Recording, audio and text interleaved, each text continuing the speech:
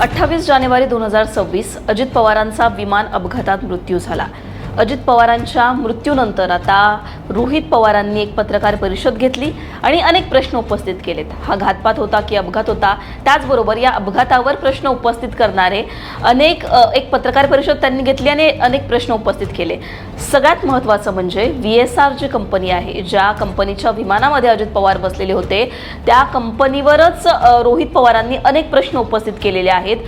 2023 मध्ये कशा प्रकारे या कंपनीचा अपघात झालेला होता आणि तेव्हा अजूनही तेव्हाच्या अपघाताचा रिपोर्ट आलेला नाहीये। तो रिपोर्ट जर आज आला असता तर आज अजित पवार जिवंत असते असं रोहित पवारांनी म्हटलं।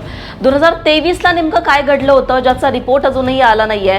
प्राथमिक रिपोर्ट जो आला होता 2023च्या अपघाताचा, त्यामध्ये नेमकं काय होतं हे सगळं मी तुम्हाला सांगणार आहे। त्याचबरोबर रोहित पवारांनी नेमके काय महत्त्वाचे प्रश्न उपस्थित केलेत ते सुद्धा या व्हिडिओच्या माध्यमातून आपण जाणून घेऊयात। नमस्कार, मी पूजा, तुम्ही पाहताय लोकमत। सगळ्यात पहिल्यांदा 2023 ला नेमकं काय झालं होतं, 2023 ला काय अपघात झालेला होता ते आपण जाणून घेऊयात। आता 14 डिसेंबर 2023 ला या विमानाचा अपघात झाला। लिअरजेट 45XR या कंपनीचं विमान होतं। मुंबई एअरपोर्टवर लँडिंग वेळी हा अपघात झाला। आता विशाखापट्टणमवरून मुंबईला हे विमान येत होतं। एकूण 6 प्रवासी या विमानात होते, को पायलट त्याचबरोबर पायलट असे एकूण 8 प्रवासी आपण म्हणू शकतो या विमानामध्ये होते। त्यावेळेला भरपूर पाऊस होता आणि कमी दृश्यमानता होती, त्यामुळे रनवे 27 वर विमानाला लँडिंगसाठी परमिशन देण्यात आली। लँडिंगच्या वेळी विमान रनवेच्या डाव्या बाजूला यावेळी भरकटलं आणि त्यानंतर विमानाने टॅक्सीवेच्या जवळ क्रॅश लँडिंग केलं। 2 तुकडे या विमानाचे झाले, त्या ठिकाणी आग लागली। प्रवाशांना सुखरूप विमानातून बाहेर काढण्यात यश आलं। आता यावेळेला कुणाचाही मृत्यू झाला नाही सुदैवाने, पण को पायलट त्याचबरोबर विमानातले प्रवासी जे होते ते गंभीर जखमी झालेले होते। आता यानंतर AIB ने एक प्राथमिक रिपोर्ट जारी केलेला होता। यामध्ये काय म्हटलं होतं तर लँडिंगच्या 40 सेकंद आधी ऑटो पायलट डिस्कनेक्ट झाला, कॉकपिटमध्ये अलर्ट वाजू लागले, विमान धावपट्टीवरून भरकटलं आणि क्रॅश झालं। याला पाऊस आणि कमी विजिबिलिटी कारणीभूत होती असं स्पष्टीकरण त्यावेळी देण्यात आलेलं होतं। आता रोहित पवारांनी यावेळी काय प्रश्न उपस्थित केले ते सुद्धा पहा।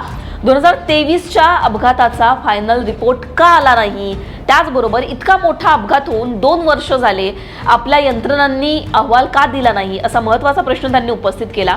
VSRचा DGCA वर होल्ड आहे, सगळ्यात महत्त्वाचा आरोप त्यांनी केला, कारण DGCA VSR वर कुठलीही कारवाई का करत नाहीये, VSRचा परवाना DGCA का करत नाहीये? कारण VSRची आतापर्यंतची हिस्ट्री जर बघितली तर ती फार वादग्रस्त राहिलेली आहे। वर्षभरातला VSRचा हा 3रा अपघात होता अजित पवारांच्या विमान अपघात पकडला तर, त्यामुळे VSRची हिस्ट्री अशा प्रकारे असताना VSRच्या मालकावर सुद्धा रोहित पवारांनी प्रश्न उपस्थित केले आणि या सगळ्यानंतर DGCA वर VSRचा होल्ड असल्याचा महत्त्वाचा आरोप रोहित पवारांनी केलेला आहे। यानंतर सगळ्यात महत्त्वाचं त्यांनी असं म्हटलं की जर 2023च्या अपघाताचा रिपोर्ट आला असता तर आज अजित पवार जिवंत असते। AIB ने प्राथमिक रिपोर्ट 2023च्या अपघाताचा सादर केलेला होता, त्याचा अजूनही फायनल रिपोर्ट आलेला नाहीये। त्यावरच रोहित पवारांनी प्रश्न उपस्थित केला। तो रिपोर्ट जर आज आला असता तर अशा प्रकारे पुन्हा एकदा VSR कंपनीकडून अशा प्रकारे एकूणच गैरप्रकार झाला नसता किंवा हा अपघात झाला नसता, कुठेतरी खातरजमा करण्यात आलेली असती किंवा एकूणच इतर सगळ्या गोष्टी आहेत त्या गोष्टींचा किंवा परिस्थिती हाताळण्याचा प्रयत्न झाला असता असं एकूणच रोहित पवारांना सांगायचं होतं। आणि हे सगळं जर झालं असतं तर आज अजित पवार जिवंत असते असं त्यांनी म्हटलेलं आहे। आता VSR कंपनीचा आपण जर विचार केला तर ही VSR कंपनी एक चार्टर सर्व्हिस देते। 15 वर्षांपेक्षा जास्त अनुभव या VSR कंपनीचा आहे। 60हून अधिक पायलट या कंपनीकडे आहेत। पण हे सगळं असून सुद्धा अनेक बॉलिवूड सेलिब्रिटी असतील किंवा अनेक मोठे राजकीय नेते मंत्री या विमानाने प्रवास करत असले तरी सुद्धा या विमानाचा एकूणच जर आपण आतापर्यंतचा प्रवास बघितला तर वादग्रस्त राहिलेला आहे, मोठे अपघात झालेले आहेत। त्यामुळे VSRचा परवाना DGCA का रद्द करत नाही असा महत्त्वाचा प्रश्न रोहित पवारांनी उपस्थित केलेला आहे। आता या सगळ्यांबरोबर अजित पवारांच्या अपघातावर त्यांनी काय महत्त्वाचे प्रश्न उपस्थित केले हे सुद्धा आपण थोडक्यात जाणून घेणार आहोत। सगळ्यात महत्त्वाचा प्रश्न म्हणजे त्यांनी पायलटवर काही प्रश्न उपस्थित केलेले आहेत। पायलटने फक्त एकदाच गो अराउंड केलं, म्हणजेच काय तर विमान वरती जे आहे घिरट्या एकदाच घालण्याचा प्रयत्न केला, लँडिंगचा पहिला प्रयत्न अयशस्वी झाला, तर त्यांनी लगेच दुसऱ्यांदा लँडिंग करण्याचा का प्रयत्न केला, पुन्हा एकदा गो अराउंड का केलं नाही असा प्रश्न रोहित पवारांनी उपस्थित केला। त्यांनी पुढे असं म्हटलं की पायलटला इंधन वाचवण्याचे आदेश दिलेले होते का, इंधन वाचवण्यासाठी पायलटने पुन्हा एकदा गो अराउंड केला नाही का. त्याचबरोबर त्यांनी असं पुन्हा प्रश्न उपस्थित केला, दुसऱ्या विमानतळाचा पर्याय होता, तो पर्याय त्यांनी का जो आहे तो त्या पर्यायाचा का अवलंब केला नाही, त्याच वेळेला त्याच ठिकाणी त्यांना लँडिंग का करायचं होतं, कसली घाई होती, हा सुद्धा प्रश्न त्यांनी उपस्थित केला.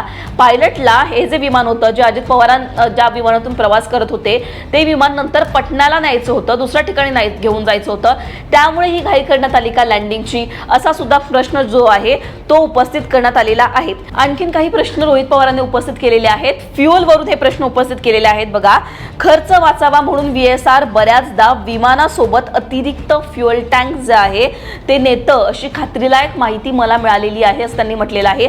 इतक्या मोठ्या प्रमाणात टँक का फुल केली जाते, इतक्या मोठ्या प्रमाणात फ्युएल का जो आहे तो विमानात टाकला जातो, असं केल्यामुळे फ्युएल टँक फुल भरणं म्हणजेच एक अदृश्य बॉम्ब असतो तेवढी ताकद त्याच्यामध्ये असते. जेव्हा अपघात होईल तेव्हा ते विमान किती मोठ्या प्रमाणावर त्याचा स्फोट होऊ शकतो याचं उदाहरण अजित पवारांच्या विमान अपघातातून मिळालेलं आहे. त्याच्यामुळे VSR कंपनी इतक्या मोठ्या प्रमाणात फ्युएल टँक जे आहे ते फुल का करते, खर्च वाचवण्यासाठी फुल केलं जातं का, हे असा सुद्धा प्रश्न रोहित पवारांनी उपस्थित केलेला आहे. बारामती अपघातात 4 ते 5 ठिकाणी स्फोट झाला अशा स्थानिकांच्या प्रतिक्रिया आहेत असं सुद्धा त्यांनी म्हटलेलं आहे. आता एकूणच हे अनेक प्रश्न जे आहेत ते रोहित पवारांनी उपस्थित केलेले आहेत. फ्युएल टँक असू देत, एकूणच पायलटवर प्रश्न असू देत, आणि सगळ्यात महत्त्वाचं म्हणजे VSR कंपनीवरच त्यांनी प्रश्न उपस्थित केलेले आहेत. आणि DGC VSRचा कशा प्रकारे DGCA वरच होल्ड आहे हे सांगण्याचा त्यांनी प्रयत्न केलेला आहे. DGCAच या अजित पवारांच्या अपघाताची चौकशी करत आहे आणि DGCA जी उच्चस्तरीय चौकशी करत आहे असं जेव्हा मुख्यमंत्री बोलत असताना, असं जेव्हा अजित पवारांच्या पक्षातीलच वरिष्ठ नेते बोलत असताना रोहित पवार जेव्हा DGCA वरच प्रश्न उपस्थित करतात तेव्हा अर्थात हा चर्चेचा विषय असतो. आता एकूणच अजित पवारांच्या अशा प्रकारे अपघातानंतर अनेक प्रश्न उपस्थित होत असताना रोहित पवारांनी सुद्धा काही प्रश्न उपस्थित केलेले आहेत. आता या सगळ्यांवर नेमक्या काय प्रतिक्रिया येतात, DGCA वर जे रोहित पवारांनी प्रश्न उपस्थित केलेत त्यावर त्यांची काय प्रतिक्रिया येते, हे सगळं पाहणं महत्त्वाचं असणार आहे. तुमचे यावर काही प्रश्न असतील ते कमेंटमध्ये सांगा. लोकमतला सबस्क्राईब केलं नसेल तर सबस्क्राईब करायला विसरू नका.